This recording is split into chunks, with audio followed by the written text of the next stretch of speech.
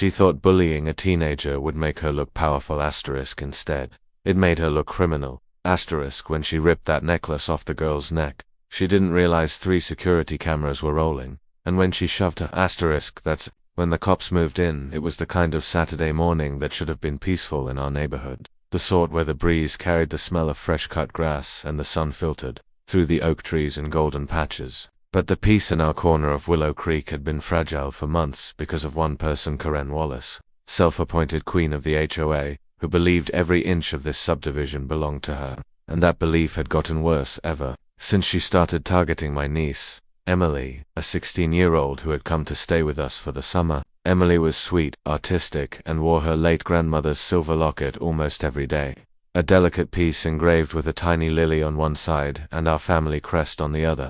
Something my mother had worn for 50 years and passed down to her as a keepsake, but Karen saw it as a flashy piece of junk that didn't fit the community's modest aesthetic, as she once put it while pretending to compliment it. Though everyone knew her faux politeness was just a cover for her obsession with controlling people. That morning, Emily had decided to walk to the park 2 blocks away to sketch some wildflowers for her summer art project, so she threw on a light denim jacket over her sundress, slipped the silver locket around her neck, and set off with her sketchbook in hand. But I noticed Karen's car creeping slowly down the street as Emily left our driveway, her tinted window rolling down just enough for her hawk-like eyes to follow. I had this sinking feeling in my gut, the kind that comes when you know a storm is about to break, because Karen had been making strange comments all week about people needing to learn their place, and certain families not respecting property values, and though she never said Emily's name directly, her stares and muttered remarks made it obvious who she was talking about. I should have followed Emily, but I was in the middle of fixing a loose hinge on the back door and figured it was just Karen being her usual nosy self until 15 minutes later,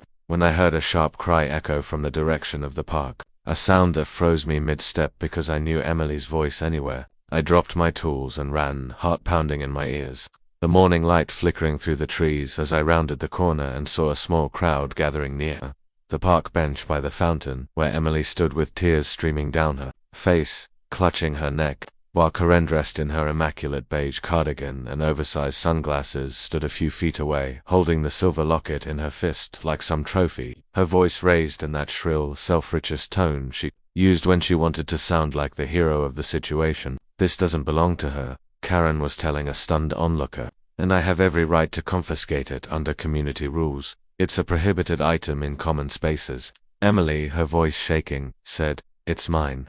My grandmother gave it to me. Please give it back." But when she reached for it, Karen shoved her hard enough that she stumbled back into the bench, her sketchbook falling to the ground and pages fluttering in the breeze. I saw red in that moment, my legs moving before my brain could even catch up, and I stormed into the circle of neighbors just as Karen turned toward me with that smug, expectant smirk, as if she assumed I'd back her up. "Give it back," I said, my voice low and dangerous, but she scoffed. "Oh, please don't start acting like you're some kind of enforcer here. This is an HOA matter, and she was in violation. I cut her off. "This is a personal heirloom, not some lawn ornament," the crowd murmured, several neighbors shaking their heads at her. But Karen clung to her warped authority like it was a life raft, declaring that she was within her rights and that Emily had assaulted her first by invading her personal space, a lie so absurd I actually laughed. But before I could take the locket from her, Emily whispered to me. She pulled it right off my neck, and that was the tipping point. I turned to the nearest neighbor, Paul, who had been recording the entire thing on his phone, and said loud enough for everyone to hear, "Call the police now," because this had gone beyond HOA politics. This was theft and assault, plain and simple. Karen's smugness faltered, but she tried to recover by saying, "You're going to regret this. I know people." Yet the moment the words left her mouth, 2 uniformed officers entered the park from the far side, having apparently been flagged down by another witness who had run ahead. The officers separated Karen and Emily immediately, one of them gently guiding my niece to a bench and asking if she needed medical attention while the other approached Karen and asked her to hand over the necklace.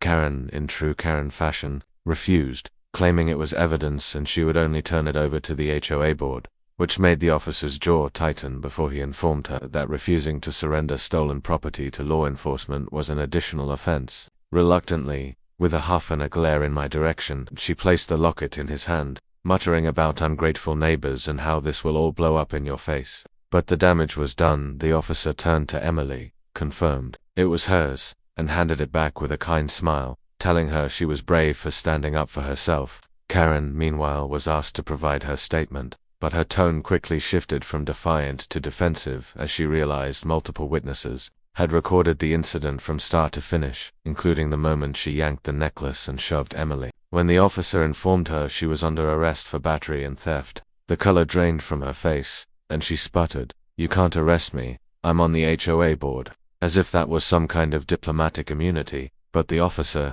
calmly replied, "Ma'am, that means nothing in this context. You're a citizen, and you broke the law." The click of the handcuffs echoed like poetic justice, and as they led her past the onlookers, the murmur of whispers and suppressed laughter followed her. Neighbors who had endured her petty tyranny for years, now seeing her brought low in the most public way. Emily clung to me, her fingers trembling as she held the locket, and I promised her right then and there that Karen would never get away with something like this again, not with the evidence we had, not with the witnesses willing to testify, and certainly not with me determined to turn this entire episode into the legal reckoning that would finally strip her of her power. What Karen didn't know yet was that this arrest would only be the first domino to fall, and once we started pulling on the thread of her behavior, the whole ugly tapestry of her abuses would unravel in court for everyone to see.